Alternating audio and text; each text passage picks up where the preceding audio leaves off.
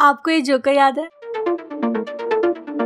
वही जो इस बेंच पर बैठा रहता है। अब वेट, अगर मैं इस फोटो को जूम आउट कर देती हूँ तो आपको दिखेगा ये उसी येलो कलर में चमकता हुआ मैकडॉनल्ड्स, यानी कि बर्गर्स, क्योंकि मैकडॉनल्ड्स बनाता है 75 बर्गर्स हर सेकेंड और 68 मिलियन बर्गर्स हर दिन। अब आप कहेंगे फिर तो मैकडॉनल्ड्स दुनिया की सबसे बड़ी फूड कंपनी हुई, लेकिन अगर आप ऐसा कहते हैं तो आप गलत होंगे, because McDonald's is not a food company.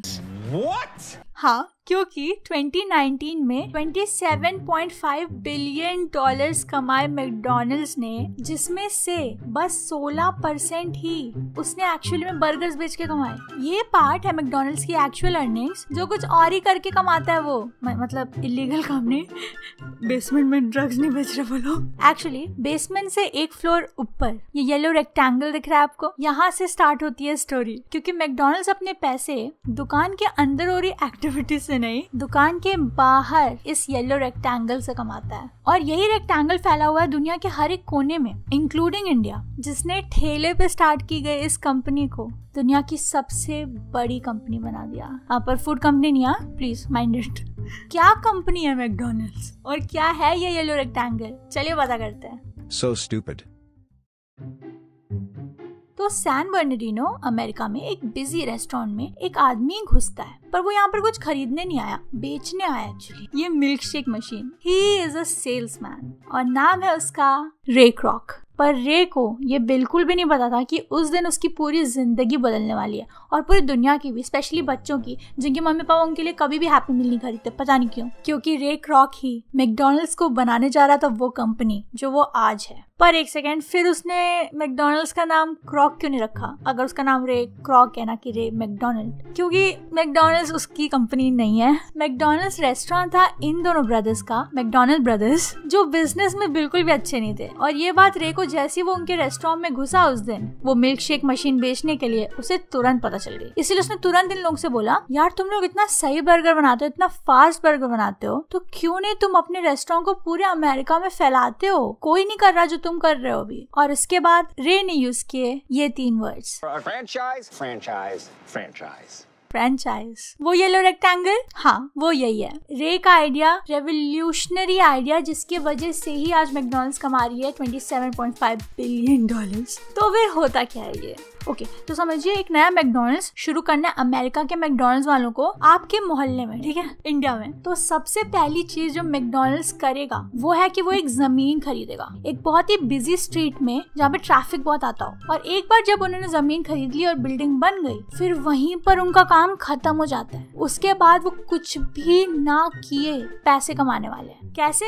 ऐसे कि मैकडॉनल्ड्स देती है फ्रेंचाइजी लोकल बिजनेसमैन को उस एरिया के, जिसको मैकडॉनल्ड्स चलाने का मन है। लेकिन एक शर्त है, ये बिजनेसमैन मैकडॉनल्ड्स वाला रेस्टोरेंट उसी एड्रेस पे और उसी बिल्डिंग में चला सकता है जो मैकडॉनल्ड्स ने अभी खरीदी है। और इसका मतलब होता है कि मैकडॉनल्ड्स वाले सबसे पहले बताएंगे कि बर्गर्स कैसे बनते हैं, फ्रेंच फ्राइज ये सब कैसे बनते हैं, उनका सीक्रेट फॉर्मूला, सॉस कम देना है सबको। इसीलिए पूरे वर्ल्ड में मैकडॉनल्ड्स सेम टेस्ट करता है। और इन रिटर्न इस बिजनेसमैन को मैकडॉनल्ड्स को देने होंगे अप फ्रंट पैसे 1 से 2 मिलियन, प्लस फ्रेंचाइजी फीस होती है क्योंकि 75K वो भी। इसके वजह से फ्रेंचाइजी की डील साइन करते ही मैकडॉनल्ड्स बन जाता है मकान मालिक, लैंडलॉर्ड उस बिजनेस वाले का, क्योंकि उसकी जमीन पे वो बिजनेस स्टार्ट किया उसने, ऐसा रूल है उसमें। तो उस बिजनेसमैन को हर महीने रेंट भी देना पड़ेगा मैकडॉनल्ड्स को, और ये पैसा देना होगा अपफ्रंट पेमेंट देने के ऊपर से और फ्रेंचाइजी फीस देने के ऊपर से हर महीने, साथ में 4% रॉयल्टी। अब रॉयल्टी का मतलब होता है कि जितना भी प्रॉफिट उसको मिलेगा बर्गर्स बेच के, उसका 4% भी देना पड़ेगा मैकडॉनल्ड्स को, अमेरिका वाले को। ये बिजनेस मॉडल ही वो रीजन है जिसके वजह से मैकडॉनल्ड्स आज तक कभी लॉस में नहीं गया। क्योंकि समझिए मंदी चल रही है, ठीक है, लोग बर्गर्स नहीं खरीद रहे। अब लोग बर्गर खरीदे या ना खरीदे, उस लोकल बिजनेस वाले को मैकडॉनल्ड्स को रेंट तो देना ही होगा।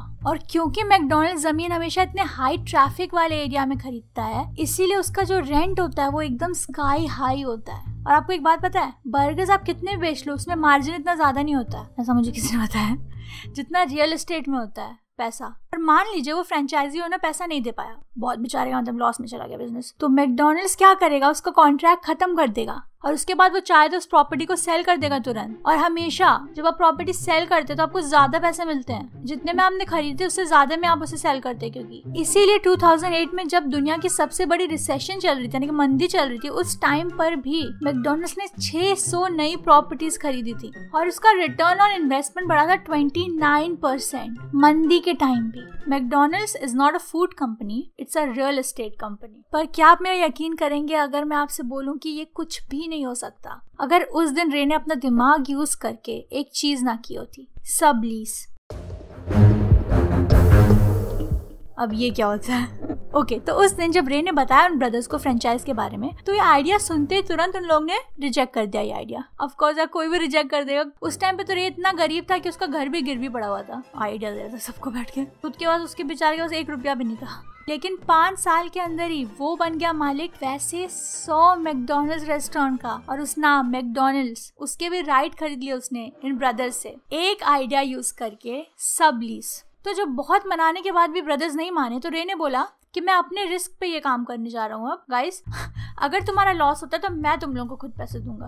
तो इन दोनों ने सोचा कि ये भी ठीक है, मेहनत तो लगेगी रे, कि हमारी मेहनत भी नहीं लगेगी, रॉयल्टी भी हमको मिल जाएगी ऊपर से। तो उन लोगों ने बोला ठीक है, हम तुमको दे दे रहे राइट्स। और ये उनकी लाइफ की सबसे बड़ी गलती होने वाली थी, क्योंकि रे इतना हार्ड वर्किंग था कि तुरंत उसने दूसरे लोगों को फ्रेंचाइज देना स्टार्ट कर दिया मैकडॉनल्ड्स का ही। लेकिन एक प्रॉब्लम थी, उस एरिया में लोगों के पास इतने पैसे नहीं थे कि वो जमीन खरीदते, बिल्डिंग डालते, और रे के पास भी पैसे नहीं थे। तो इसने क्या किया, खरीदने की जगह बिल्डिंग ये किराए पे लेने लगा बिल्डिंग, और फिर उसी किराए पे ली गई बिल्डिंग की फ्रेंचाइजी देने लगा लोगों को। तो लोगों को दोबारा इससे किराए पे लेनी पड़ी, तो उसने खुद किराए पे लेके दूसरे को किराए पे दे दी वही बिल्डिंग। सब लीज कहते हैं इसको। पर ये बहुत समझदार था, जब ये लोगों को दे रहे थे किराए पे तो उनसे 20% ज्यादा पैसे ले रहा था, इसलिए हर महीने ये 20% ज्यादा पैसे कमा रहा था। और उन ब्रदर्स को मिल रही थी बस रॉयल्टीज। और आपको जैसे पता है, हमने देखा था एग्जाम्पल में, रेंट के ज्यादा पैसे होते हैं, बर्गर बेचने के मार्जिन कम होती है, तो उन सबको कम कम पैसे मिल रहे थे हर महीने, और रे को ज्यादा पैसे मिलते जा रहे थे। और ये बहुत ढेर सारे फ्रेंचाइज ऐसे कर करके बनाते जा रहा था, हर महीने इसको बहुत ज्यादा पैसे मिलते जा रहे थे। इससे ये बहुत अमीर हो गया, और फिर अमीर रे ने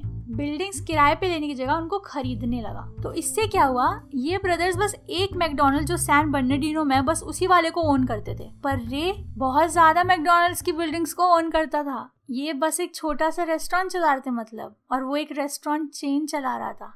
तो बस एक चीज बाकी थी, उसने अपने पैसे और लॉयर्स को यूज करके मैकडॉनल्ड्स नाम है जो, उसके राइट्स खरीद लिए। तो इन दोनों को अपने ओरिजिनल रेस्टोरेंट का नाम बदलना पड़ा, क्योंकि अब मैकडॉनल्ड्स रे का नाम था।